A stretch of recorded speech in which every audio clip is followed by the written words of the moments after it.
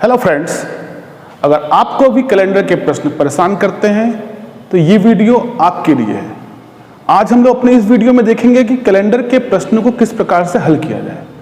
तो आज मैंने इस वीडियो को कुल मिला के 2-3 भागों में बांटने का प्रयास किया है। सबसे फर्स्ट पार्ट में हम कैलेंडर के कॉन्सेप्ट को समझने का प्रयास करेंगे और उसके पश्चात हम देखेंगे कि इसमें से कौन कौन से क्वेश्चन पूछते हैं। इसमें बेसिकली 2 प्रकार के क्वेश्चन पूछे जाते हैं, उन दोनों ही प्रकारों पर हम बारी बारी से चर्चा करेंगे। लेकिन ये सारे क्वेश्चन आप अच्छे से हल कर पाएं और आपका समय भी कम लगे, इसके लिए सबसे पहले हमें कैलेंडर के बेसिक्स को जानना पड़ेगा कि उसका कॉन्सेप्ट क्या है, कि कैलेंडर बना क्यों, कैसे बना, और उसमें जो हम गणनाएं करते हैं तो उसमें सबसे महत्वपूर्ण फैक्टर क्या है, ऐसी क्या चीजें हैं जो हमें महत्वपूर्ण रूप से याद होनी चाहिए। तो चलिए स्टार्ट करते हैं आज का वीडियो और जानने का प्रयास करते हैं कैलेंडर के कॉन्सेप्ट के विषय में। सबसे पहले हम ये जानने का प्रयास करेंगे कि कैलेंडर की आवश्यकता हमें क्यों है। तो निश्चय ही बहुत ही साधारण सा आंसर है इसका कि कैलेंडर हमें इसलिए चाहिए ताकि हम समय को जान सकें, ताकि हम दिनों की गणना कर सकें, अब हमारे यहाँ जो कैलेंडर आता है उसके अंदर हम हर साल क्या करते हैं, कैलेंडर को चेंज करते रहते हैं। इसका मतलब ये होगा कि कैलेंडर जो है वो 1 साल को जानने के लिए होता है। यानी कैलेंडर में जो सबसे बड़ा फैक्टर होता है वो होता है वर्ष। अब इस वर्ष के अंतर्गत हम देखेंगे तो क्या होते हैं, माह, मंथ्स होते हैं, ठीक, वर्ष हो गए, महीने होंगे। अब आप देखेंगे इस महीनों के अंतर्गत जो इससे छोटी इकाई होती है उसे कहते हैं सप्ताह। ठीक, सबसे पहले क्या हो गया, ईयर, उसके बाद हो गया मंथ, उसके बाद क्या हो गया, वीक, उसके नीचे क्या होता है, दिन। ये इतनी चीजें होती है, मतलब दिनों से सप्ताह बनते हैं, सप्ताह से महीने का निर्माण होता है और ये महीने मिलके क्या करते हैं, वर्ष का निर्माण करते हैं।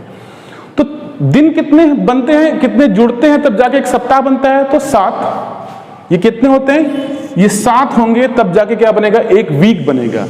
और ये वीक की सहायता से फिर क्या बनता है, लगभग 4 सप्ताह, कुछ दिनों की सहायता से माह, और माह से क्या होता है, लगभग 12 मंथ मिलकर एक वर्ष का निर्माण करते हैं। ये किसी भी कैलेंडर में ये पाए जाते हैं। यानी अगर कह दिया जाए आपसे कि कैलेंडर की सबसे छोटी इकाई क्या है तो आप क्या कहेंगे, दिन, और सबसे बड़ी इकाई क्या है तो वर्ष।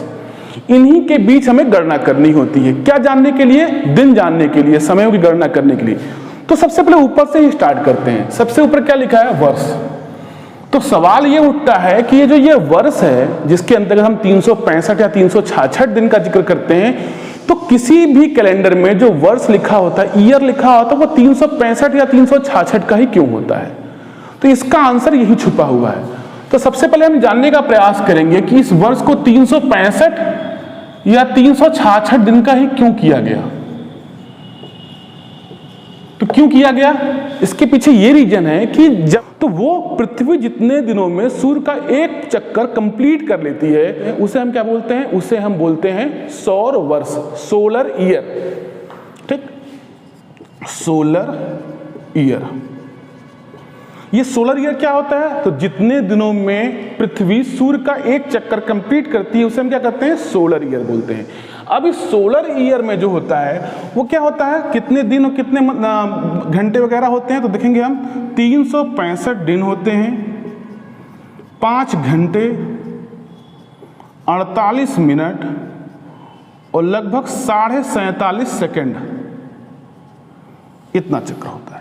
यानी कि एक सोलर ईयर मतलब कि पृथ्वी हमारी वो 365 दिन, 5 घंटे 48 मिनट और 47.5 सेकंड में क्या करती है, अपना एक चक्कर पूरा कर लेती है। तो इसको हम क्या बोलते हैं, सोलर ईयर, या हिंदी में इसे बोलते हैं सौर वर्ष। तो सौर वर्ष कितने का हो गया, तो हमको ये पता चल गया। अब इसी के कारण चूंकि हमारा जो कैलेंडर होता है उसमें हम दिन दिखा सकते हैं, सप्ताह दिखा सकते हैं, हम उसमें मंथ दिखा सकते हैं, ईयर दिखा सकते हैं, हम उसमें घंटे मिनट सेकंड नहीं दिखा सकते। इसलिए हमारे सामने ये समस्या है कि हम दिखाएं क्या, 365 दिखाएं या उससे ज़्यादा दिखा तो 366 दिखाना पड़ता। तो फिर ये किया गया कि 365 दिखाने से कम 5 घंटे का ही हेर फेर हो रहा था, ये लगभग 6 घंटे का हेर फेर हो रहा था। अगर आप इसको देखेंगे तो अप्रॉक्सीमेटली ये 6 घंटे के बराबर है, 6 आवर के बराबर है। तो चलो ठीक है, अगर इसको हम 366 कर देते तो हम देखते लगभग 18 घंटे का हेर फेर हो जाता। तो 18 घंटे का हेर फेर करने से अच्छा ही था कि हम 6 घंटे का हेर फेर सह लेते। तो इसीलिए शुरुआत कहाँ से हुई? तो शुरुआत इस ढंग से हुई कि हमने क्या किया, 365 दिन का एक कैलेंडर बना दिया। अब देखेंगे अगर आप कि 365 दिन के कैलेंडर के बनाने से फिर दिक्कत क्या होती है। 365 दिन का जब कैलेंडर बना तो क्या हुआ, तो लगभग 6 घंटे हमने, तो जैसे पहला साल जब बना कितने दिन का बना, 365 दिन। और जब 365 दिन का कैलेंडर बना तो हम अपने वास्तविक कैलेंडर जो सौर वर्ष दिखा रहा था उससे कितना घंटे पीछे हो गए, लगभग तो 6 घंटे। यानी कि अभी 365 दिन के कैलेंडर जब हम बना रहे हैं तो क्या हुआ, हम 6 घंटे ऑलरेडी क्या हो गए, पीछे चल गए। लेकिन एक वर्ष में 6 घंटे की वैल्यू बहुत ही कम है, तो वो वहाँ पे एडजस्टेबल था, हमने एडजस्ट कर लिया।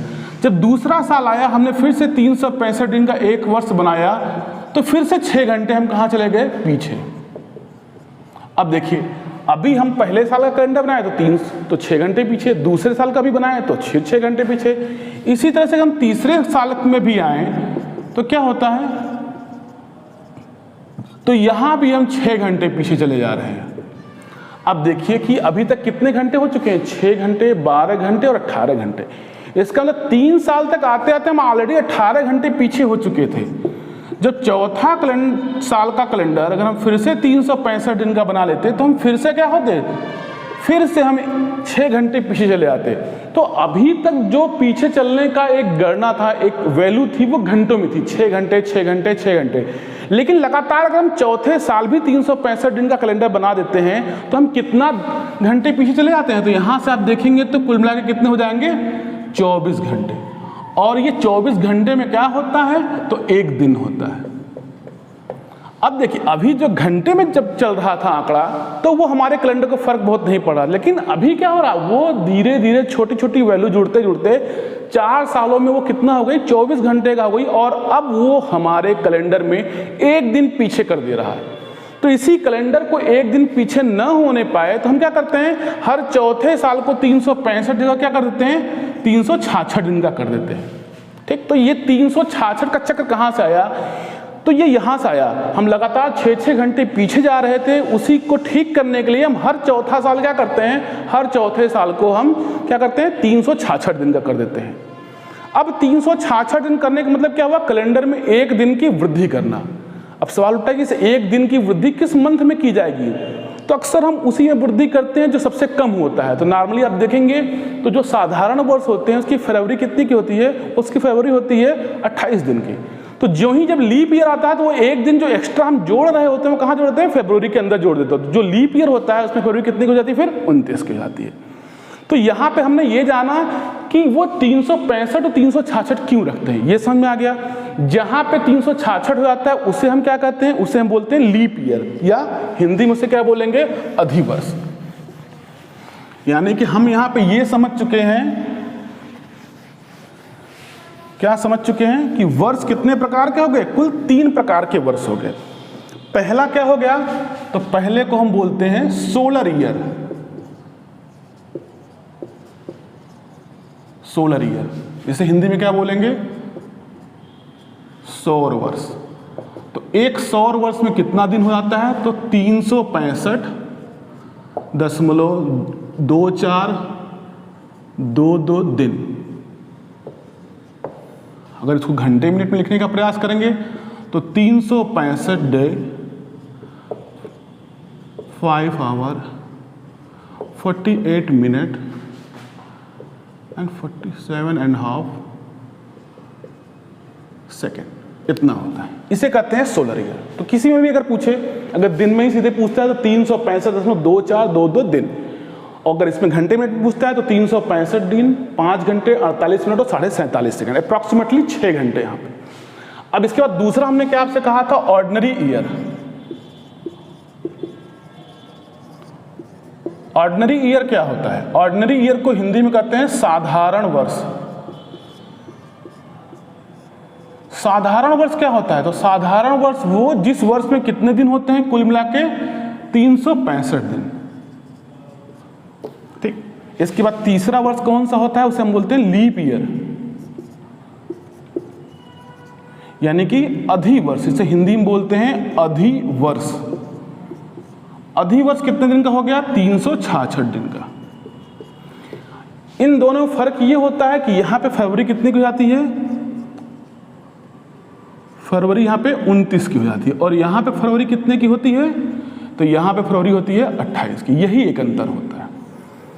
तो यहां तक हम समझ गए कि साल कितने प्रकार के हो गए। तो सोलर ईयर जो वास्तविक जो नेचर के आधार पर तय किया जाता है उसे हम कहते हैं सौर वर्ष, जितने दिन में पृथ्वी हमारी सूर्य का एक पूरा चक्कर कर लेती है, वो दिया। फिर ये ऑर्डिनरी ईयर जो 3 साल लगातार होते हैं, 365 दिन वाले। वो चौथा साल जो लीप ईयर होता है वो कितने दिन का होता है, 366। अब चौथा साल अगर लीप ईयर अगर हमको जानना हो कि कौथा, तो 1 सन 1 सन 2 सन 3 ऑर्डिनरी रहे होंगे, और चौथा मतलब संचार क्या रहा होगा, वो लीप ईयर रहा होगा।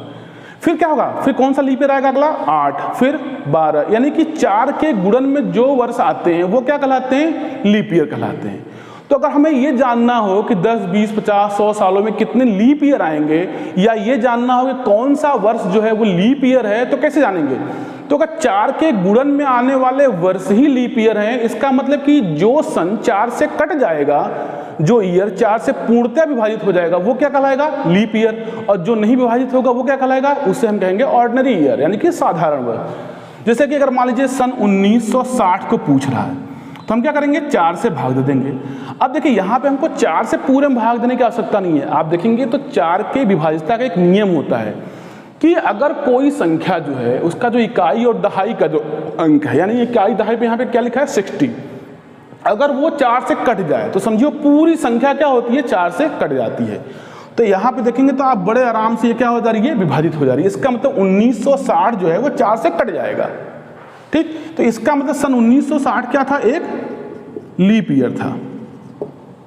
तो लीप ईयर की गणना करने के लिए हमको क्या करना पड़ता है, 4 से उस ईयर में हमको क्या करना पड़ता है, भाग देना पड़ता है, डिवाइड करना पड़ता है। अगर वो फुल्ली कट जाता है तो फिर हम कहते हैं कि वो ईयर क्या हो गया, लीप ईयर। अगर वो नहीं कटता है तो हमसे क्या कहते हैं, ऑर्डिनरी ईयर। तो किसी भी वर्ष को हमको ये जानना हो कि लीप ईयर है कि साधारण वर्ष है, कैसे जानेंगे, तो हम उसमें 4 से भाग दे देंगे, और जो वर्ष 4 से पूर्णतः विभाजित हो गए वो लीप ईयर, और जो नहीं हुए वो साधारण। यहाँ पे एक टेक्निकलिटी आपको याद रखनी पड़ेगी कि केवल 4 से भाग देने मात्र से ही हम नहीं जान जाते हैं कि वो लीप ईयर है कि नहीं है।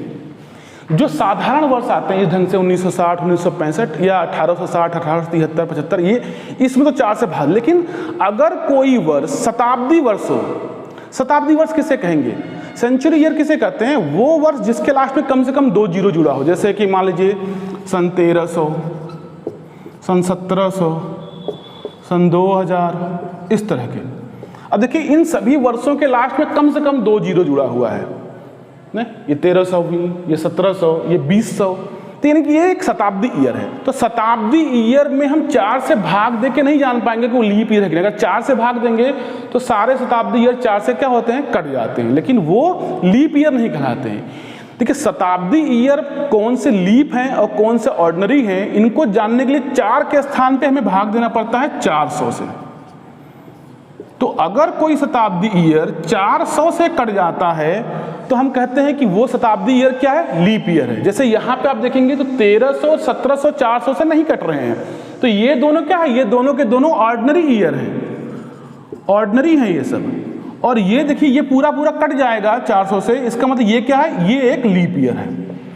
तो हमने क्या जाना कि अगर कोई साल शताब्दी वर्ष नहीं है, वो एक सेंचुरी ईयर नहीं है, तो फिर हम कैसे ज्ञात करेंगे, तो समझिए कि 4 के गुणन में, यानी कि 4 से कट जाए तो लीप ईयर, नहीं कटे तो ऑर्डिनरी ईयर। लेकिन अगर कोई शताब्दी वर्ष है तो क्या करेंगे, तब वो 400 के गुणन में होने चाहिए, या कह सकते हैं कि जो 400 से विभाजित हो जाए। अगर आप 400 का पहाड़ा पढ़ें टेबल को अगर चाहें तो 400, 800, 1200, 1600, 2000, 2400, यानी कि ये सब क्या है, लीप ईयर है। और इनके बीच में जो शताब्दी ईयर आ रहे हैं वो कैसे हैं, वो ऑर्डिनरी ईयर हैं। तो इसको याद रखने की जरूरत है। तो यहां तक हमने क्या देखा अभी तक कि वर्ष कितने प्रकार के होते हैं, और इन्हीं वर्षों में हम कैसे जानते हैं कि कौन से लीप ईयर हैं और कौन से कौन है ऑर्डिनरी ईयर। अब इसके बाद हम क्या देखेंगे, इसके बाद हम ये देखेंगे कि कैलेंडर के प्रश्नों की जब सॉल्व किया जाता है तो किन चीजों का सहारा लिया जाता है। तो उसमें सबसे पहली चीज क्या होती है, ऑड डे। ऑड डे मतलब विषम दिन। जितने भी प्रश्न आएंगे कैलेंडर से संबंधित, उसमें सबसे महत्वपूर्ण टॉपिक क्या है, ये विषम दिन। इसकी गणना करना अगर आपको आ गया, चाहे जैसे भी, चाहे वो ट्रिक से, चाहे वो कॉन्सेप्ट बेस पे, अगर वो आपको आ गया तो समझिए कि कैलेंडर कोई भी क्वेश्चन आप चुटकियों में सॉल्व कर सकते हैं। तो सबसे पहले हम ये जाने कि विषम दिन होता क्या है। तो एक सिंपल सा फंडा है कि जो दिन होते हैं वो दिन मिलकर किसका निर्माण करते हैं, वीक का, सप्ताह बनाते हैं। तो समझिए कि जो दिन सप्ताह के निर्माण से बाहर हो जाते हैं वो क्या कहलाते हैं, वो कहलाते हैं विषम दिन। यानी कि अगर हम कुछ दिन की सहायता से वीक का निर्माण करना शुरू कर दें, सप्ताह का निर्माण करना शुरू कर दे रहे हैं, आप जानते हैं 7-7 दिनों को उठा के हम सप्ताह बनाते हैं, कोई ऐसा दिन बच गया जो सप्ताह के निर्माण में नहीं योगदान दे पाया या उस रेंज में नहीं आ पाया, तो वो क्या हो जाएगा, वो ऑड डे हो जाएगा। जैसे समझने का प्रयास करते हैं कि अगर हमने आपसे कहा कि जनवरी माह, जनवरी में आप जैसा कि जानते हैं कितने दिन होते हैं, 31। अच्छा, माह में कितने दिन होते हैं ये जानने का तो आसान तरीका है, हम अपने हाथों के ऊपर ऐसे करके, ये जो टॉप पॉइंट है इसको हम क्या करते हैं 31 काउंट करते हैं, और जो ये क्या है, इसको क्या करते हैं, इसको 30। तो जनवरी, फरवरी, मार्च, अप्रैल, मई, जून, जुलाई, फिर यहाँ अगस्त, सितंबर, अक्टूबर, नवंबर और दिसंबर। इस ढंग से हम जान जाते हैं क्या कि किसमें 30 दिन है और किसमें 31 दिन है। जो दिन की गणना इस टॉप पे आती है उसको हम क्या बोलते हैं, 31 दिन का महीना है वो, और जो बॉटम पे आती है उसे हम क्या बोलते हैं कि वो 30 दिन का महीना है। किसको छोड़ के, फरवरी को छोड़ के। तो जनवरी 31 का है, फरवरी 28 से 29 का, मार्च 31 का, अप्रैल 30 का, फिर मई 31 का, जून 30 का, जुलाई 31 का। यहाँ के बाद कहाँ आते हैं, फिर यहाँ अगस्त भी 31 का, यानी कि जुलाई और अगस्त क्या होते हैं, दोनों 31 के होते हैं। फिर सितंबर, फिर ऐसे करते हुए एंड सो ऑन आगे गिन लेते हैं। तो ये तो आप पहले से ही जानते हैं। तो जनवरी मान लीजिए 31 का, अगर हम आपसे पूछें कि इसमें कितने सप्ताह बनेंगे, तो आप सिंपल सा कह सकते हैं 4 सप्ताह, क्योंकि 7 चौक 28, तो यानी कि इसमें कुल मिला के 4 वीक का निर्माण होने वाला है। इस 4 वीक में कितने दिन लगने वाले हैं, 28 दिन लगने वाले हैं। और यहाँ कितना दिन है, 31। तो कुछ दिन तो बच गए ना, जो इस वीक की गणना में नहीं आ रहे हैं। तो कितने दिन बच गए, 3 बच गए। तो यही जो 3 बच जाते हैं ये क्या होते हैं, यही होते हैं ऑड डे। तो यानी कि ऑड डे निकालने का सरल सा तरीका क्या है कि दिनों की संख्या में आप 7 से भाग दीजिए, जितनी बार जाएगा उतने वीक बन जाएंगे। जैसे यहां पे हमने भाग दिया 7 से, तो कितनी बार जाएगा, 7 चौक 28, तो यह 4 क्या हो जाएगा, ये वीक हो गया, सप्ताह हो गया। बचा कितना यहाँ पे, तो बचेगा 3। यही 3 क्या होता है, तो विषम दिन कहलाता है। तो दिनों की संख्या में जब हम 7 से भाग देते हैं और शेष जो बचता है यहाँ पर, वो शेष क्या कहलाता है, वही शेष कहलाता है विषम दिन।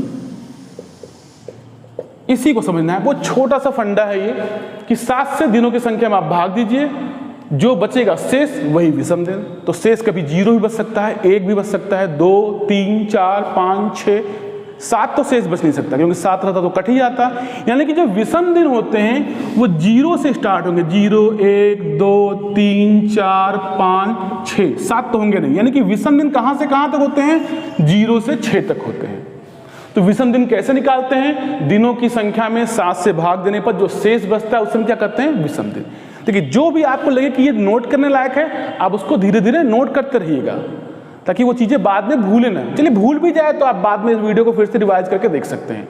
ठीक, अब आगे बढ़े। तो विषम दिन पता चल गया, तो अब इसी विषम दिन की सहायता से हम ये जानने का प्रयास करेंगे कि हर एक महीने में विषम दिनों की संख्या कितनी होती है। तो हमने यहाँ पे जाना कि विषम दिन कैसे काउंट किए जाते हैं। तो क्या जाना हमने विषम दिन के बारे में, कि जब भी हम दिनों की संख्या में 7 से भाग देते हैं तो जो शेष बच जाता है उसे ही हम क्या कहते हैं, विषम दिन कहते हैं। तो विषम दिन बराबर दिनों की संख्या और अपान 7, और यहाँ पे क्या हो जाएगा, जो शेष बचता है, ये शेष क्या कहलाता है, यही होता है विषम दिन। अगर हम आपसे पूछें कि जनवरी माह में कितने विषम दिन, तो अब तुरंत बता देंगे कि 7 चौक 28 और 3 बचा शेष, तो कितना हो गया, 3 विषम दिन।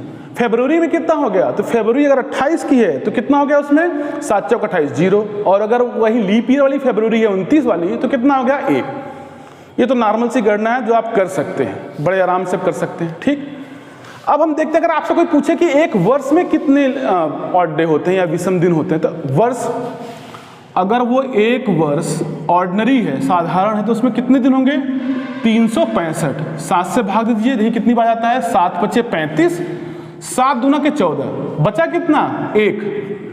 यानी कि एक साधारण वर्ष में, आप यहां लिख सकते हैं, एक साधारण वर्ष में विषम दिन बराबर कितना हो गया? 1। अगर वही कहीं एक अधिवर्ष होता, यानी कि लीप ईयर होता, तो एक अधिवर्ष में विषम दिन बराबर क्या हो जाएगा? कितना हो जाएगा? अब यहां पे अगर 366 कर देते हैं और 7 से भाग दीजिए, कितनी बार जाएगा? अभी भी 52 बार ही जाएगा, लेकिन शेष क्या बच जाएगा? 2। तो यहां के लिख देंगे 2। तो नॉर्मल सा एक साधारण वर्ष में कितने विषम दिन? 1, और एक अधिवर्ष यानी कि लीप ईयर में कितने विषम दिन? तो 2। अब इसका हम प्रयोग कहां करेंगे ये आगे। अभी आप सिर्फ कॉन्सेप्ट तैयार करते रहे कि विषम दिन कैसे ज्ञात करते हैं, मालूम चल गया। हमने उसी के आधार पर बता दिया कि साधारण वर्ष में कितने होंगे और अधिवर्ष में कितने होंगे। ठीक, ये तो छोटी छोटी गणनाएं थी। इसका इस्तेमाल हम जब भी क्वेश्चन हल करेंगे तो आएंगे, ऐसा नहीं कि ये महत्वपूर्ण नहीं है, एकदम महत्वपूर्ण है।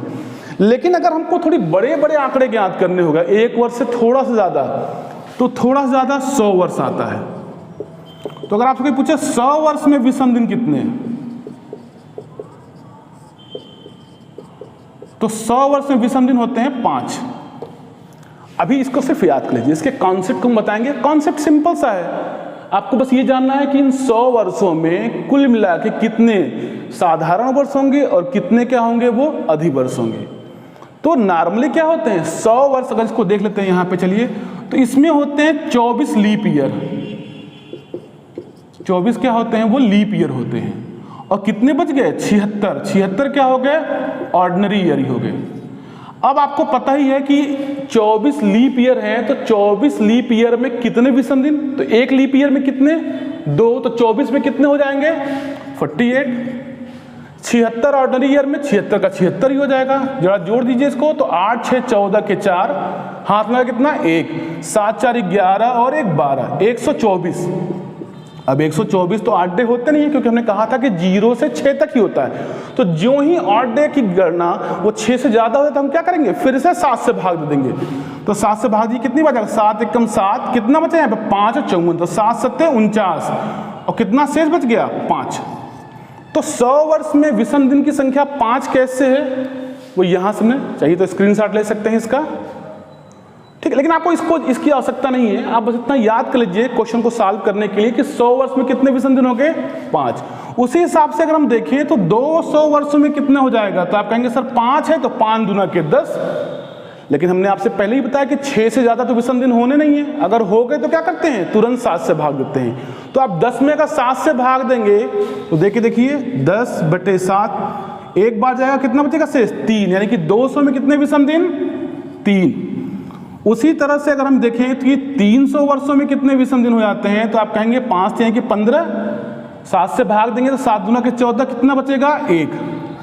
उसी तरह से 400 वर्ष में कितना हो जाएगा? तो 400 वर्ष में होता है 0। अब यहाँ थोड़ा सा आप हिचक सकते हैं कि 400 में तो 5 चौका 20, और 7 से भाग देंगे, 7 दूना के 14, 6 बचना चाहिए था। लेकिन हम यहाँ पे एक चीज और आपको बताए थे कि 400वां साल जो भी होता है वो भी लीप ईयर होता है, तो वहां पे क्या होगा? एक एक्स्ट्रा और जुड़ेगा। तो 5, 10, 15, 20 और एक और जुड़ गया 21। फिर 7 से हम भाग दे देंगे, कितना आ जाएगा? 0। तो वही 0 हमने यहाँ पे लिख दिया। तो आपको याद क्या करना है? 100 वर्ष में 5 विषम दिन, 200 वर्ष में 3, 300 वर्ष में 1 और 400 वर्ष में 0। हमने यहाँ पे क्या किया है? हमने यहाँ पे मंथ्स के नाम लिखे हैं, जनवरी, फरवरी, मार्च, अप्रैल से लेकर दिसंबर तक। उसके आगे क्या लिखा है? दिन लिखा है। 31, 28, 29, अगर फरवरी, अगर लीप ईयर वाली है तो 29, नहीं तो 31, ऐसे करते करते हमने नीचे तक लिखा हुआ है। ये क्यों लिखा है? ताकि हम आपको यहाँ पे ये दिखा सकें कि विषम दिन कैसे काउंट करते हैं। एक बात, उतने के लिए ही मैंने ये इतनी बड़ी सारणी नहीं बनाई है। इसके अलावा हम ये भी यहाँ पे देख लेंगे, एक क्वेश्चन का और हल हो जाएगा कि कौन सा महीना किस महीने के समान होता है। कभी कोई क्वेश्चन पूछता है कि कौन सा ऐसा महीना है जिसका पहला दिन किसी दूसरे महीने के समान होता है, मतलब कौन से ऐसे 2 महीने हैं जिसका पहला दिन जो होता है वो समान होता है। ऐसे क्वेश्चन जब पूछे तो उसको हम कैसे हल करेंगे वो भी हम यही जान लेंगे। तो देखिए, जनवरी में 31 दिन, तो कितने विषम दिन हो गए? 7 से भाग देंगे यहाँ पे हम, तो 7 से भाग देंगे, कितना है? 7 चौक 28 और 3 बचा शेष। तो विषम दिन कितने हो गए? 3। यहाँ पे कितना हो जाएगा? या तो 0 हो जाएगा और या तो 1। यहाँ पे 3 और यहाँ पे क्या? 7 चौक 28 और 2, यानी कि जहाँ पे 30 है वहाँ पे 2 और जहाँ पे 31 है वहाँ पे 3। तो जल्दी जल्दी हम लिख देते हैं यहाँ पे इस तरह से। इसमें तो आप लोगों को कोई दिक्कत नहीं हुई होगी। अब हमने सिर्फ इतने के लिए ही ये नहीं दिखाया।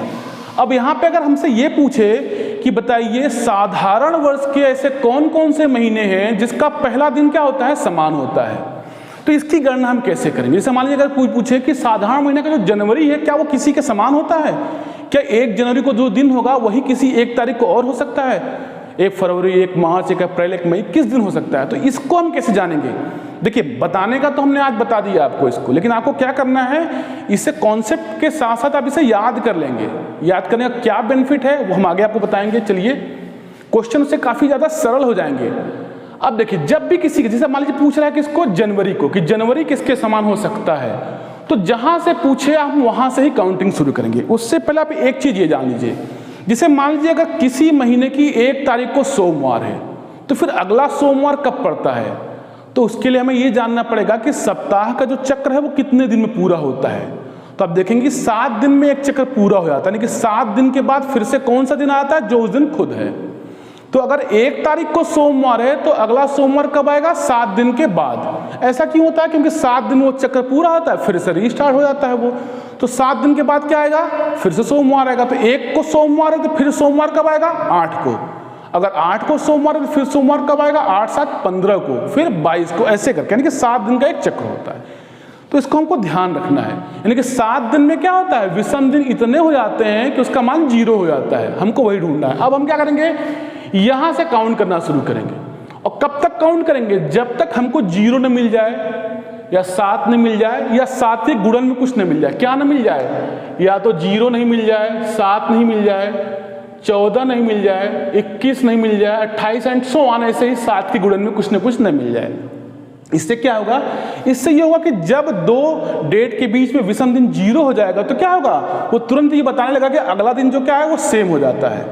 तो इसको हम कैसे काउंट करते हैं, देखिए 3, मान लीजिए हम साधारण मास की गणना कर रहे हैं, तो 3 के बाद 0 जुड़ेगा तो 0 ही रहेगा, 3 से तो 3 ही हो जाएगा। फिर 6, 8, 8, 3, 11, 11, 2, 13, 13 और 3, 16, 16 और 3 क्या होता है, 19, और 19, 2, 21। यहां पे आकर मतलब जनवरी से हमने गिनना शुरू किया और यहां पे आकर हमको क्या मिलता है, 21 मिल जाता है। तो जहां पे वो मिल जाता है 21, यानी कि 7 या 7 की गुणन में या तो 0, तो वहां पे वो वाला महीना सेम नहीं होता है, बल्कि उसके आगे वाला महीना, यानी कि साधारण वर्ष का कौन कौन सा महीना आपस में समान होता है, जनवरी और अक्टूबर। इस ढंग से हम गणना करते हैं। तो इसका मतलब एक साधारण वर्ष है अगर, तो उसका कौन कौन सा महीना समान होगा, तो हम यहां पर लिख देते हैं जनवरी जो होती है, जनवरी वो किसके समान हो जाती है, अक्टूबर के समान। ये याद करने वाला क्वेश्चन है, ठीक। तो जनवरी किसके समान हो गई, अक्टूबर के समान हो गई। चलिए यहां भी एक चार्ट बना लेते हैं जो आगे काम आएगा। कैसे जाना जनवरी अक्टूबर के समान होती है, हमने तब तक काउंट किया है जब तक या तो 0 नहीं मिल जाए, क्योंकि 3 से स्टार्ट है तो 0 नहीं मिलेगा। क्या मिल सकता है, 7 मिल सकता था, 14 मिल सकता था, 21, 28 से इसके गुणन में कुछ भी। ऐसा क्यों, क्योंकि 7 या उसके गुणन में जो भी एक संख्या हमको प्राप्त होती है उतने दिन में क्या होता है, विषम दिन 0 हो जाता है, यानी कि हम फिर से उसी दिन पे पहुंच जाते हैं जहां से स्टार्ट किए हुए थे। तो 3, 0, 3 ही हो जाता है, फिर 6, ऐसे करते करते हम यहां देखें तो 21। अभी आगे भी काउंट कर ले, हो सकता है कोई और मिल जाए। तो यहां 21 मिला था, 21, 3, 24, 24, 2, 26, 26, 3, 29, मतलब नहीं मिला। यानी कि साधारण वर्ष में जनवरी और अक्टूबर आपस में क्या होते हैं, समान होते हैं। यहां तक कंफर्म। आगे बढ़िए, अब फरवरी को ट्राई करते हैं। तो फरवरी में देखिए जो ही हम 0 लेते हैं तो 0 मिल गया। तो जहां कोई चीज मिलती है उसका अगला महीना समान होता है, इसका मतलब फरवरी जो है वो किसके समान हो जाएगी, मार्च के समान हो जाएगी। यानी कि हमारी जो फरवरी है, फरवरी वो किसके समान हो गई, मार्च के समान हो गई। लेकिन अभी हम गणना रोकेंगे नहीं और आगे बढ़ेंगे ना। तो 0 से गिरना शुरू, 0 कोई मतलब नहीं है। 3, 2, 5, 3, 8, 8, 2, 10, 10, 3, 13, 13, 3, 16, 16, 2, 18, 18, 3, 21। यहां पे आने पर हमको क्या मिल जा रहा है, 21 मिल जा रहा है। तो कौन सा महीना समान होगा, तुमने बताया था जहां पे ये मिल जाते हैं 7 या उससे गुणन वाले, उसका अगला वाला महीना क्या होता है, उस महीने के समान होता है। तो अगला कौन सा महीना, नवंबर। तो नवंबर किसके किसका समान हो जाएगा, फरवरी के भी समान हो जाएगा, क्योंकि फरवरी मार्च के समान है तो मार्च के भी समान हो जाएगा। इसका मतलब साधारण वर्ष के 3 महीने कौन कौन से, फरवरी, मार्च और नवंबर। ये 3 महीने क्या होते हैं, आपस में समान होते हैं, यानी कि 1 फरवरी को अगर सोमवार है तो 1 मार्च को भी सोमवार होगा और 1 नवंबर को भी क्या होगा, सोमवार ही होगा। अब देखिए क्या कोई और महीना समान है, तो फरवरी तक हो गया, मार्च भी हो गया, अप्रैल को देखते हैं। चलिए काउंट करिए, देखिए जिस महीने को ज्ञात करना है उसी महीने के विषम दिन से स्टार्ट करना है। चलिए 2, 3, 5 और 2, 7, यही मिल गया। अब हम अप्रैल से शुरुआत किए हैं और मिला कहाँ है, जून के पास, तो कौन सा महीना समान होगा, जून? नहीं, हमने कहा ना कि जहां मिलेगा, जैसे यहां 7 मिला तो कौन सा अगला महीना है, जुलाई, जहां मिलता है उसका अगला महीना सेम होता है। तो कौन सा महीना, अप्रैल किसके समान हो जाएगा, तो अप्रैल जो है वो जुलाई के समान हो जाएगा।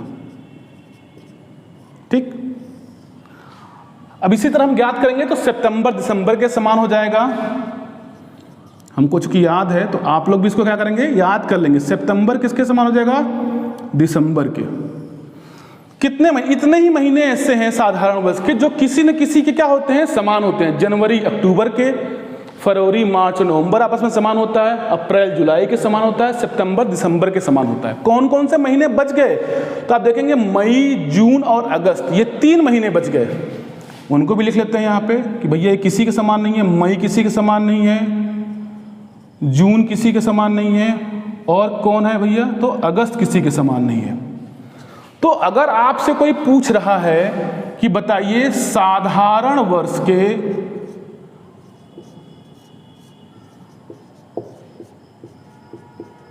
कौन से मंथ या कौन से महीने या कौन से माह समान होते हैं, तो कौन से होते हैं, आपने देखा, हमने उसको ज्ञात भी किया आपके सामने और उसका एक चार्ट भी यहां बना दिया। तो साधारण वर्ष के ये महीने क्या होते हैं, आपस में समान होते हैं।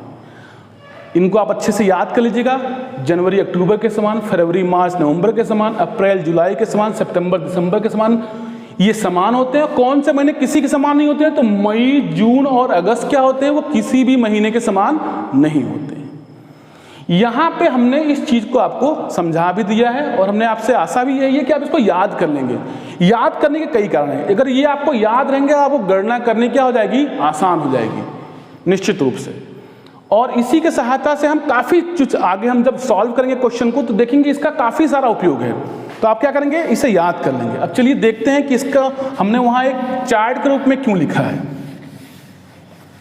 ठीक, यहां तक हमको ये चीजें मालूम। अब हम क्या करते हैं, सीधे क्वेश्चन पे आते हैं।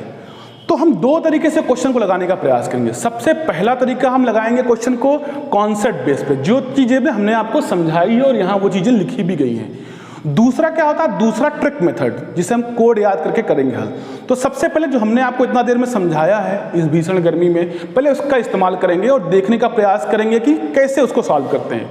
और इस प्रश्नों को सॉल्व करने में हम सबसे पहले ऐसे प्रश्न आपके सामने लेकर आएंगे जिसमें केवल एक डेट दी होगी। जैसे आपसे पूछ दिया 15 अगस्त 1947 को कौन सा दिन होगा, ये आज 3 मई है तो 3 मई 2022 को कौन सा दिन होगा। भले ही आज हम जानते हैं कि मंगलवार है, लेकिन इसको हम काउंट करेंगे और आप देखेंगे कि इस गणना में जो भी परिणाम आता है वो कैलेंडर से मैच करता है। यानी कि आप इसको सॉल्व करेंगे और तुरंत कैलेंडर से मैच कर लेंगे मोबाइल से उठा के, तो देखेंगे सेम टू सेम आएगा। सेम टू सेम नहीं आ रहा तो आपकी गणना में कहीं ना कहीं दिक्कत है।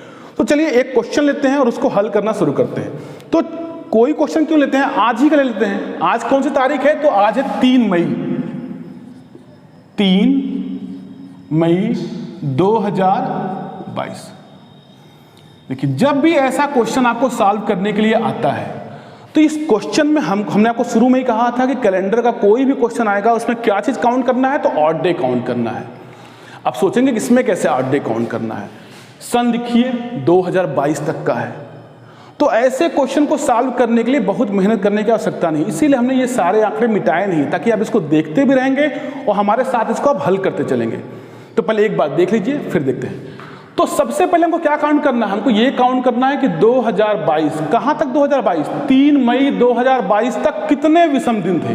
अच्छा ये गणना कहां से करनी है, 1 जनवरी सन 1 से लेकर यहां तक। अच्छा 1 जनवरी सन 1 से लेकर यहां तक कितने साल खत्म हो चुके हैं, तो 2022 साल नहीं, 2022 तो खत्म नहीं हुआ है, तो कहां तक खत्म हो गया है, 2021 तक खत्म हो गया है। बचा क्या है, तो 2022 में हम कहां तक पहुंच चुके थे, तो 3 मई तक पहुंच चुके थे। तो इसको हमको क्या करना है, इसी ढंग से गणना करनी है।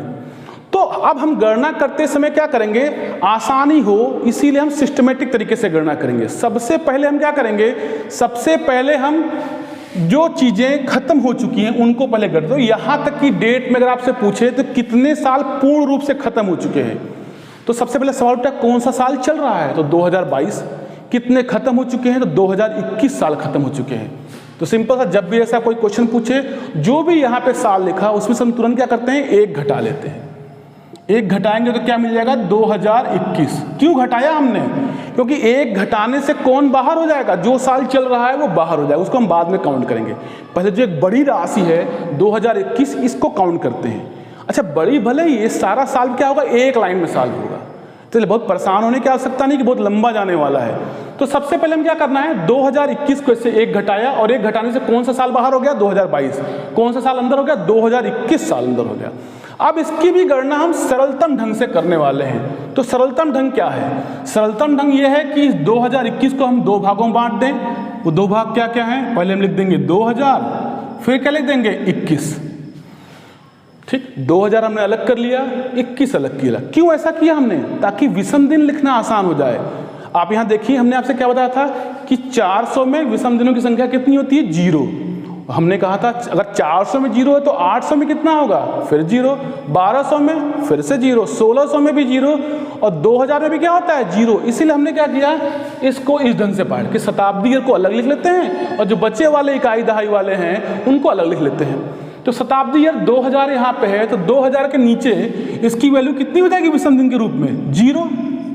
अब यहाँ पे हमने क्या लिखा है, 21 वर्ष। तो आप कह सकते हैं सर 21 वर्ष में तो 21 विषम दिन होते हैं, वो भी लिख दीजिए। तो ठीक है, वही लिखा है, लेकिन दिक्कत यह है कि 21 साल में लीप ईयर भी तो आएंगे जिसमें दो दो विषम दिन होता है, तो हम सबको एक एक काउंट नहीं कर सकते। इसके लिए सिस्टम का क्या है, 21 लिखिए, और इस 21 वर्षों में जितने भी लीप ईयर होते हैं ये इसके आगे लिख दीजिए। तो लीप ईयर हम कैसे काउंट करते हैं, तो हमने बताया कि हर चौथा वर्ष लीप ईयर होता है। तो 21 साल में कितने लीप ईयर हो जाएंगे, तो 4 पंजे 20। हम क्या करते हैं, हम 21 में 4 से भाग देंगे, कितनी बार जाएगा, 5 बार, यानी कि 5 तो क्या हो जाएगा, इसमें लीप ईयर हो जाएगा। तो जितने लीप ईयर हो यहां और लिख दीजिए। तो यहां पे हम और क्या लिख देंगे, 5। 21 कहां से आया, तो 2000, ये देखिए यहां से आया 21, 2000 हमने यहां लिख दिया, जो बचा हुआ 21 है यहां लिख दिया। फिर यहाँ पे क्या लिख दिया, 5 लिख दिया। ये 5 कहाँ से आया, 21 साल में जो क्या है लीप ईयर है वो काउंट कर दिया। तो यहाँ तक में हम क्या लिख चुके हैं, इतना लिख चुके। अब क्या बचा हुआ है, अब 2022 बचा हुआ है। अब 2022 की शुरुआत कहाँ से होती है, जनवरी से होती है। अब हमको उसकी भी गणना करनी पड़ेगी। तो जनवरी में कितने विषम दिन होते हैं, तो सबसे पहले आपको याद होना चाहिए कि जनवरी में दिन कितने होते हैं, तो 31। तो सिस्टम यह है कि जो ये टॉप पे जितने महीने हैं उसमें कितने विषम दिन हो जाएंगे, क्योंकि उसमें सब में 31 दिन होते हैं, तो कितने विषम दिन हो जाएंगे, 3। तो जनवरी यहाँ आता है, तो जनवरी का विषम दिन कितना हो गया, 3। फरवरी में कितने विषम दिन जाएंगे, अब यहाँ थोड़ा सा सोचना चाहिए आपको कि ये फरवरी किस साल की है, तो किस साल की है, 2022 की। 2022 क्या एक लीप ईयर है, नहीं है। क्यों, क्योंकि 22 जो है वो 4 से नहीं कटेगा। तो यहाँ पे कितने विषम दिन हो जाएंगे, 0। मार्च में कितने विषम दिन होते हैं, 3। अप्रैल में कितने होते हैं, 2। और मई में कितने होते हैं, होते तो 3 हैं, लेकिन हमको जाना कहां तक है, केवल 3 मई तक ही गणना करनी है। तो 3 में 3 ही विषम दिन होते हैं, क्योंकि अगर ये 6 से बड़े होते तब तो हम 7 से भाग देते। तो यहां तक आपको समझ में, देखिए यहां तक की गणना में किस चीज की गणना की गई है, वर्ष की गणना की गई है। हमने इस 2021 को दो भागों में बांट दिया, 2000 और 21। ये 5 कहां से आया, तो इस 21 साल में जितने लीप ईयर होते हैं वो हमने यहां पे लिख दिया, ठीक होते हैं। इसके बाद हमने क्या कहा, यहाँ पे 3 कहां से आया, तो ये जनवरी माह का है विषम दिन, ये फरवरी माह का है, ये क्या है, ये मार्च का है, और ये अप्रैल का है, और ये मई का। मई में चूंकि 3 ही दिन है तो 3 दिन लिख दिया। हाँ, मई के आगे नहीं पढ़ने की जरूरत है, क्योंकि हमको पूछ क्या रहा है, 3 मई ही पूछ रहा है। ये एक लाइन में हमने लिखा है। अब क्या करना है, सिंपल से इसको जोड़ देना है। क्योंकि जोड़ते समय 2000 को नहीं जोड़िएगा, क्योंकि 2000 की वैल्यू कितनी होती है, तो 0 होती है। यहां से जोड़ना शुरू करते हैं। तो 21 5 26, 26 3 कितना होता है, 29, 29 और 3 32, 32 और 2 34, 34 3 कितना होता है, तो 37। अब यानी कि कितने विषम दिन हो गए इस पूरे तारीख में, जो डेट ऊपर लिखी हुई है, तो 37। लेकिन 37 7 से ज्यादा है, 6 से ज्यादा है, तो हम क्या करेंगे, तुरंत यहाँ पे हम 7 से भाग देते हैं। कितनी बार जाएगा, 7 बचे 35, कितना बचा शेष, 2। यानी कि 3 मई सन 2022 तक की गणना में हमें फाइनली कितने विषम दिन मिल गए हैं? 2 विषम दिन मिल गए हैं। अब ये 2 विषम दिन क्या बता रहा है? ये कौन सा दिन है आज? तो हफ्ते का दूसरा दिन। और हफ्ते का दूसरा दिन क्या होता है? तो आप खुद काउंट कर सकते हैं। पहला दिन क्या होता है? सोमवार। और दूसरा दिन क्या होता है? मंगलवार। इसका मतलब 3 मई को क्या है? ट्यूसडे है। आप कहेंगे सर ये तो हम पहले से जानते थे। हाँ, तो 3 मई को जानते थे ना। अगर कोई ऐसा डेट पूछ दे जिसको आप नहीं जानते हैं तो फिर ऐसे गणना कर सकते हैं। समझ में आया थोड़ा सा? देखिए अभी हमने इसका इस्तेमाल नहीं किया है, इसका इस्तेमाल आगे करेंगे जब कोड मेथड से हल करना होगा तब। ठीक हो गया इतना? चलिए एक और क्वेश्चन उठाते हैं, उसको भी ठीक इसी तरह से हल करने का प्रयास करते हैं। चलिए, तो अभी हमने क्या जाना? अभी हमने ये जाना कि आज कौन सा दिन है, जो बड़े आसानी से आप जानते ही थे मंगलवार है। अब थोड़ा कठिन टास्क लेते हैं। अब हम देखने का ये प्रयास करते हैं कि भारत का जो संविधान था वो किस दिन लागू हुआ था। तो कि तारीख तुम्हें पता है, 26 जनवरी 1950 को संविधान लागू हो गया था। लेकिन सवाल उठता है कि वो जो पवित्र ग्रंथ था जो लागू हुआ था संविधान हमारे भारत का, वो संविधान जिस दिन लागू हुआ उस दिन कौन सा था, ये जानने की अगर इच्छा हो हमारी तो क्या करते हैं? चलिए उसको एक बार हल करके देखते हैं। तो डेट क्या थी? 26 जनवरी सन 1950। अब अगर ये हमारे पास मोबाइल नहीं है तो इसकी गणना करना हमको काफ़ी मुश्किल में डाल सकता है। अब हमारा दिमाग यहाँ काम नहीं करता। कभी कभी क्या होता है कि जो हम कोड याद किए होते हैं कोड भूल जाते हैं। कैलेंडर के प्रश्नों में सबसे बड़ी दिक्कत यही है कि जो कोड हमको याद कराए जाते हैं, जिसे सवाल तो वास्तव में बहुत जल्दी लग जाता है, यहाँ भी बहुत देर नहीं लगेगी, बस आपको समझने की देर है। तो हमको क्या करना है? कोड को भी याद कराएंगे अभी, लेकिन हमको एक कॉन्सेप्ट बनाना है कि बाई चांस कभी कोड भूल गया अगर, तो इसके सहारे हम यहाँ पे एकदम कॉन्सेप्ट बेस्ड। तो हमने क्या बताया आपसे कि सबसे पहले हम उन वर्षों को अलग कर लेते हैं जो वर्ष पूर्ण रूप से खत्म हो चुके हैं। अपने आप से सवाल पूछिए कि क्या 1950 खत्म हो चुका है? तो नहीं। क्यों नहीं खत्म हो चुका है? क्योंकि डेट क्या लिखी हुई है? 26 जनवरी 1950। अभी 1950 खत्म नहीं हुई है। तो हम क्या करते हैं? इसमें से 1 घटा लेते हैं। 1 घटाने से कौन बाहर हो गया इस गणना से? 1950। क्या बच गया? 1949 बच गया। इतना तो हम पहले ही कर लेते हैं। नहीं, जो भी ऐसी क्वेश्चन पूछे उसमें हम तुरंत क्या करेंगे? 1 घटा लेंगे। जो आएगा अब इसी की गणना करेंगे, पहले ये फिर इसकी बाद में। तो आइए 1949 को भी हम क्या करेंगे? पहले शताब्दी को अलग कर लेते हैं। तो शताब्दी क्या है इसमें? 1900 हो जाएगा। फिर क्या बचेगा यहाँ पे? 49 बच जाएगा। अब हमने क्या कहा था कि इस 49 सालों में भी तो कुछ लीप ईयर होगा। तो जो ही 49 लिखिए उसके बगल में इसमें कितने लीप ईयर होते हैं वो लिख दीजिए। तो लीप ईयर कैसे काउंट करते हैं? तो ऐसे कि हर चौथा साल अगर लीप ईयर है तो इसमें आप 4 से भाग देंगे, जितनी बार जाएगा वो क्या होगा? Leap year. तो कितनी बार जाएगा? सिंपल सा 12 बार जाएगा। तो यहाँ तक की गणना में हम क्या कर चुके हैं? तो यहाँ तक की गणना में हम इस 1949 की गणना कर चुके हैं। अब किसकी गणना करनी बाकी है? 1950 की। लेकिन बहुत दूर नहीं जाना है, सिर्फ 26 जनवरी तक जाना है। तो यहाँ पे या तो हम 26 लिख दें और या तो हम ये लिख दें कि 26 दिन में कितने विषम दिन होते हैं। तो फर्स्टली आप 26 ही लिख दीजिए। चलिए थोड़ा आसान करिए अगले स्टेप में करके। अब इसको हम नीचे आते हैं फिर से। 1900 वर्षों में कितने विषम दिन? तो सबसे पहले आप जानिए कि 1900 में तो 1600। इस 1900 को हम क्या लिख सकते हैं? इस 1900 को हम लिख सकते हैं 1600 प्लस कितना? 300 लिख सकते हैं। 1900 को 1600 और 300। 1600 में कितने विषम दिन होते हैं? तो 0। तो ये तो गया। 300 में कितने होते हैं? देखिए हमने आपको बताया था 1। यानी कि इस 1900 की जगह पे हम क्या लिख सकते हैं? 1 लिख सकते हैं। 49 की जगह 49 लिख दीजिए, 12 की जगह 12 लिख दीजिए। 26 को भी चाहे छोटा करना है तो बड़े आराम से कर सकते हैं, लेकिन नहीं मन है तो मत करिए। है मन तो 7 से भाग दीजिए। जिसको भी छोटा करना है 7 से भाग दीजिए।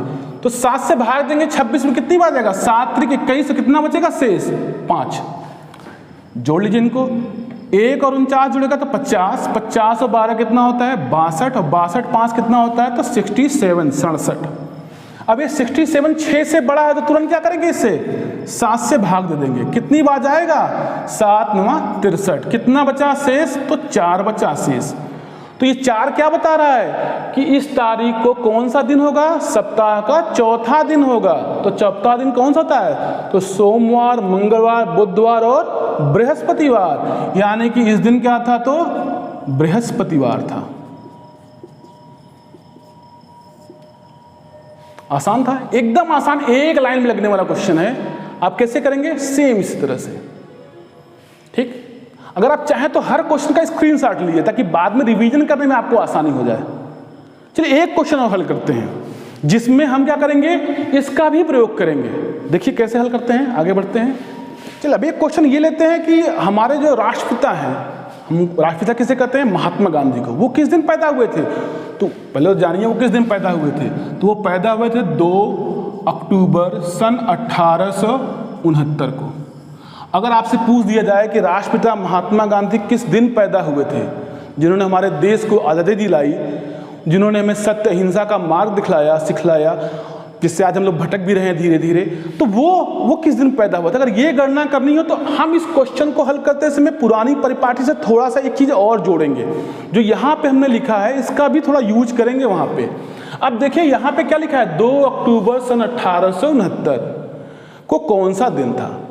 ठीक, अब यहाँ पे देखिए कि 2 अक्टूबर 1869 की गणना करते समय हमको सबसे पहले क्या करना है, यहाँ से 1 घटा लेना है। तो क्या आ जाएगा? 1868 आ जाएगा। अब इसी 1868 की गणना हम कैसे करेंगे? तो 1800 लिखेंगे, 1800 प्लस कितना हो जाएगा? 68। अब इन 68 सालों में जो 68 ईयर है, इसमें लीप ईयर कितने हो जाएंगे? तो 4 से भाग दीजिए, तो 4 एकम 4, 2 बचा से, और 4 सत्ते क्या होता है? 28। तो कितने लीप ईयर आ गए? 17। तो यहां तक हमने किसकी गणना कर ली है? 1868 की। अब सवाल उठता है कि इसके आगे हमें 1869 गणना करनी है, और जो कहां तक गणना करनी है? 2 अक्टूबर तक। अभी तक तो हमने जितने क्वेश्चन लगाए जनवरी हो गया था, जनवरी में 1 महीने का लिखा और हल हो गया। अब अक्टूबर आ गया तो हमको क्या करना पड़ेगा? जनवरी, फरवरी, मार्च, अप्रैल, मई, जून, इसे करते करते अक्टूबर 10वें महीने तक जाना पड़ेगा। लेकिन अगर आप इससे बचना चाहते हैं तो वहां जो ये याद किए उसका इस्तेमाल आप कर सकते हैं। 1869 कैसा साल है? लीप ईयर है कि ऑर्डिनरी ईयर है? सोच के बताइए। निश्चित रूप से वो कैसा है? एक ऑर्डिनरी ईयर है। अभी हमने क्या लिखा है? साधारण वर्ष के कौन से माह समान होते हैं? तो यहाँ देखा क्या लिखा है? जनवरी जो होता है वो अक्टूबर के समान होता है, यानी कि 2 अक्टूबर को जो भी दिन रहा होगा वही दिन किस दिन भी रहा होगा? 2 जनवरी को भी रहा होगा। तो क्यों हम अक्टूबर तक गणना करें? हम तुरंत क्या करते हैं? जनवरी तक ही गणना करके रुक जाते हैं। चलिए कैसे गणना करेंगे? तो यहाँ पे अब सिर्फ जनवरी लिखना है। तो कितने जनवरी तक जाना है? 2 जनवरी तक जाना है, बस हो गई गणना। अब इसको जोड़ लेते हैं। अब 1800 में कितने विषम दिन होते हैं? तो 1600 में 0 हो जाएंगे, बचेगा 200। 200 में कितना लिखा है? तो 3, इसके स्थान पे क्या हो जाएगा? 3। सबको जोड़ दीजिए। तो 3 को 68 में जोड़ देंगे, 68 में जोड़ देंगे, कितना? 68 और 3 71। 71 में हम 2 जोड़ देंगे, कितना हो जाएगा? 73। 73 में 17 जोड़ दीजिए, तो पहले 7 जोड़िए, 73 7 80 और 10 90। तो कितना हो गया? 90। अब क्या करेंगे? अगला स्टेप क्या है? क्योंकि 90 तो ऑड डे होते नहीं है इतने ज्यादा नहीं, तो हम क्या करेंगे? 7 से भाग देंगे। तो 7 से भाग देंगे, कितनी बार जाएगा? 12 बार जाएगा, और शेष कितना बच जाएगा? 6। तो इसका मतलब कि गांधी जी जो हमारे पैदा हुए थे वो सप्ताह के 6वें दिन पैदा हुए थे, और सप्ताह का 6वां दिन कौन सा है? तो सोम, मंगल, बुध, बृहस्पति, शुक्र 5 दिन, और शनिवार 6वां दिन। तो इसका मतलब महात्मा गांधी किस दिन पैदा हुए थे? तो शनिवार को पैदा हुए थे। आसान सा, एकदम आसान। अभी आप देख रहे हो कितना आसान है कैलेंडर के क्वेश्चन को हल करना, जिसमें हमने किसी कोड का इस्तेमाल नहीं किया, एक छोटा सा ज्ञान इस्तेमाल किया कि जनवरी किसके समान होता है? अक्टूबर का। अगर आप इसको नहीं करना चाहते हैं कि चलो हमको ये याद नहीं है, आप कह रहे थे कि सर याद करने की जरूरत नहीं है, तो मत याद करिए जनवरी अक्टूबर के समान है। अगर एकदम तो हमको क्या, फिर जनवरी से अक्टूबर तक की हम गणना कर लेंगे। तो जैसा यहाँ लिखा, चलिए इसको नीचे और देख लेते हैं। अगर हमको पूरा गणना करना होता तो कैसे करते? 1800 लिखते, 68 लिखते, 17 लिखते, यहाँ तक तो कितना हो गया? 1868 की गणना हो गई। अब अक्टूबर तक जाना है तो सिंपल सा हम याद रखेंगे, जनवरी में कितने विषम दिन? 3, फरवरी में 0, मार्च में 3, अप्रैल में 2, मई में 3। देखिए 3-2 आता रहेगा, सिर्फ अंतर कहाँ होगा? जुलाई और अगस्त 3-3 हो जाता है। जनवरी, फरवरी, मार्च, अप्रैल, मई, फिर जून, जुलाई, अगस्त, सितंबर और अक्टूबर। अब अक्टूबर में कितने दिन तक जाना? केवल 2 तक। तो यहां लिख देंगे क्या? 2। देखिए 7 से भाग तब देंगे ना जब संख्या 7 से बड़ी हो, या 7 ही हो कम से कम। तो 2 है तो 2 लिख दिया। हमने क्या किया? यहां से लेकर यहां तक क्या लिख दिया है? जनवरी, फरवरी। फरवरी में 0 के लिखा क्योंकि ये एक साधारण वर्ष है 1869, इसलिए। अब आपको क्या होना पड़ेगा, हर एक महीने का विषम दिन तो याद ही होना पड़ेगा, या कम से कम हर महीने का दिन तो आपको याद होना पड़ेगा, तभी तो आप विषम दिन की गणना करेंगे। तो 3 0 3 2 3 2, यहाँ 3 3 क्यों आया, क्योंकि ये जुलाई और ये अगस्त, सितंबर और अक्टूबर। अब काउंट करके देखिए, यहाँ पे 3 था और यहाँ पे क्या है 68 है, 68 में 3 जोड़ देंगे कितना हो जाएगा 71 और यहाँ पे 17 को अलग से मत जोड़िए, 17 और 3 कितना हो गया 20, 20 में 71 जोड़ दिए 91। आगे बढ़ते चले जाइए इसी ढंग से, यहाँ पे क्या हो गया 3, तो 91 3 कितना होता है 94, 94 2 96, 96 और 3 कितना होता है 99, 101 104 107 109 और 111, कितना आ गया 111 आ गया। अब इसमें क्या करना, वही काम 7 से भाग देना है, कितनी बार जाएगा 7 एकम 7, कितना बचा 4, 7 छंग 42 नहीं जाएगा, 7 बचे 35, 41 था यहाँ पे, कितना बच जाएगा शेष 6 का मतलब फिर कितना आ गया शनिवार। तो अगर आपको ये नहीं भी याद है तब पर भी आप निकाल सकते हैं, आप थोड़ी सी यहाँ से लेकर यहाँ तक गणना क्या हो जाएगी बढ़ जाएगी। और इसमें क्या करना है, सिर्फ आपको विषम दिन याद होना चाहिए, वो भी याद नहीं तो आप इस पर काउंट कर सकते हैं। जो टॉप है उस पर 3 विषम दिन, जो बॉटम है इसमें 2 विषम दिन। याद क्या करना है फरवरी को। तो इस ढंग से हमने जो कॉन्सेप्ट बेस पे कैलेंडर के क्वेश्चन कैसे सॉल्व होते हैं ये देखा। अब अगले 5 मिनट में, सिर्फ 5 मिनट में हम ये देखेंगे कि कोड के आधार पे कैसे हल होंगे। लेकिन इसमें एक चीज ध्यान रखिएगा कि कोड याद होने चाहिए आपको। तो चलिए अब देखते हैं कि कोड से कैसे ये सारे क्वेश्चन लगते हैं। चलिए अब अगर हम कोड की सहायता से याद करना है तो अभी हमने क्या आपको याद कराया था, महीने के नाम।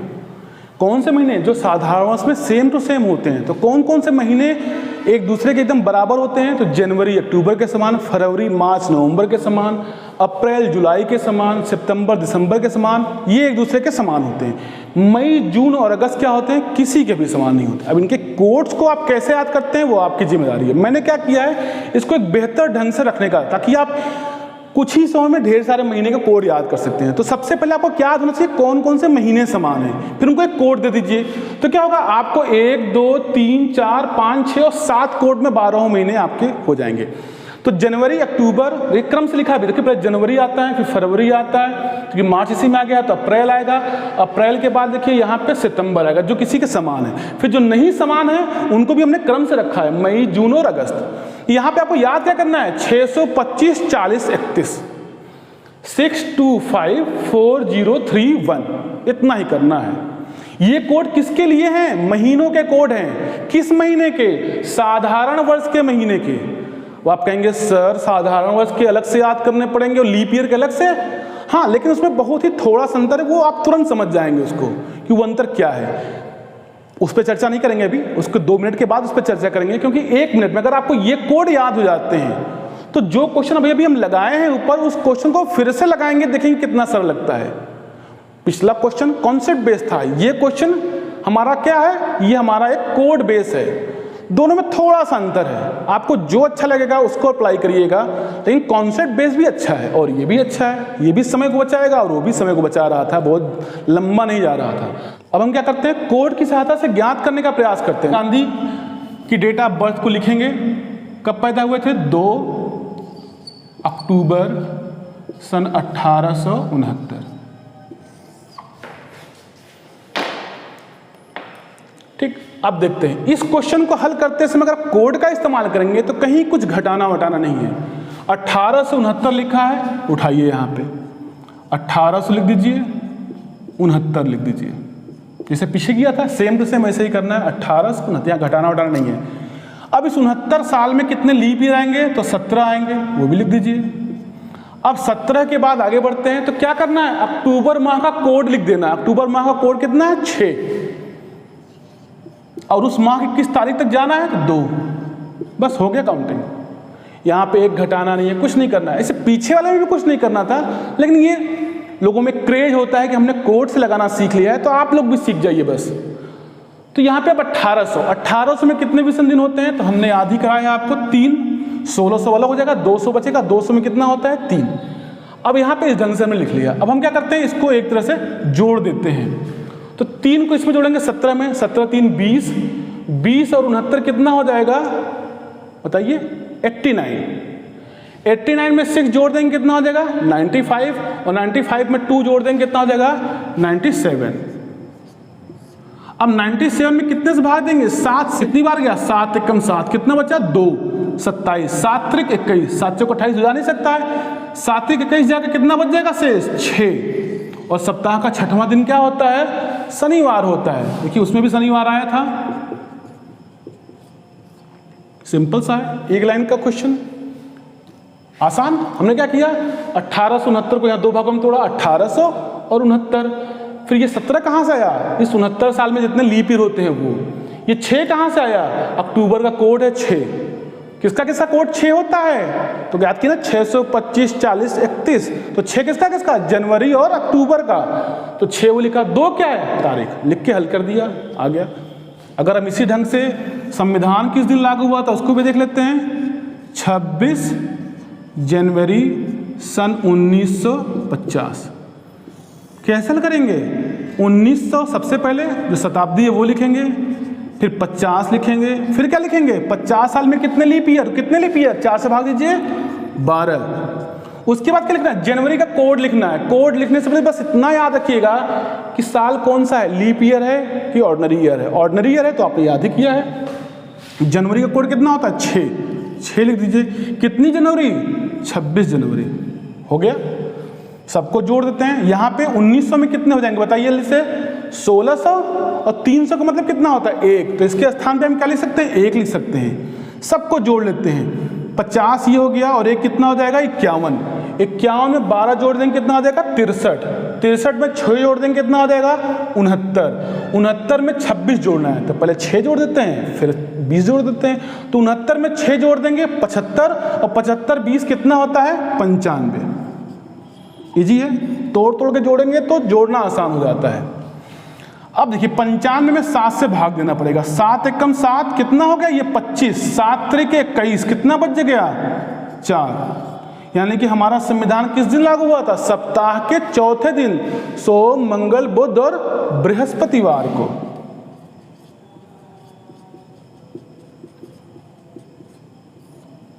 ठीक, कोई गणना में दिक्कत नहीं हुई, बड़े आराम से हो गया। 1950, 12, 6 और 26 जोड़ लेते हैं फिर से इसको। 26 6 32, 32 12 44, 44 और 50 94, 94 1 95। 95 में 7 से भाग, 13 7 91 जाएगा, 4 बचेगा शेष बृहस्पतिवार। सेम यही आया था। तो कोड मेथड से ऐसे हल कर सकते हैं। अब आप कहेंगे कि सर ये तो साधारण वर्ष का था, लीप ईयर का भी अलग से याद करना पड़ेगा। तो हमने क्या कहा था अभी कि बहुत तामझाम नहीं है, एकदम सिंपल, सारे कोड यही रहेंगे। देखिए लीप ईयर आने से कहाँ बदलाव होता है? फरवरी के पास।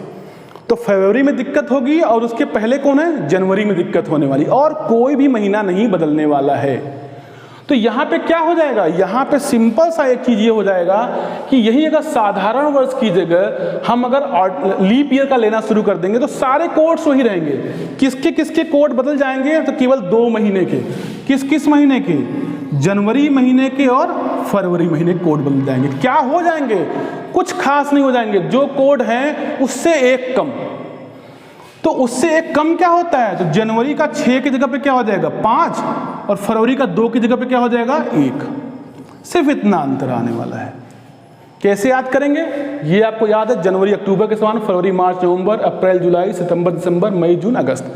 तो क्या करना, आप भी ऐसे याद करिएगा, 625 40 31। बड़े आराम से याद हो जाएगा और आप बड़े आराम से हल कर लेंगे। ऑर्डिनरी ईयर तो याद ही कर लेंगे। लीप ईयर में क्या याद रखना है कि जनवरी और फरवरी ये 2 प्रभावित होंगे, क्योंकि 29 जो तारीख है वो फरवरी में पड़ती है और उसके पहले जनवरी आता है, तो ये 2 को प्रभावित करेगा, एक फरवरी को और एक जनवरी को।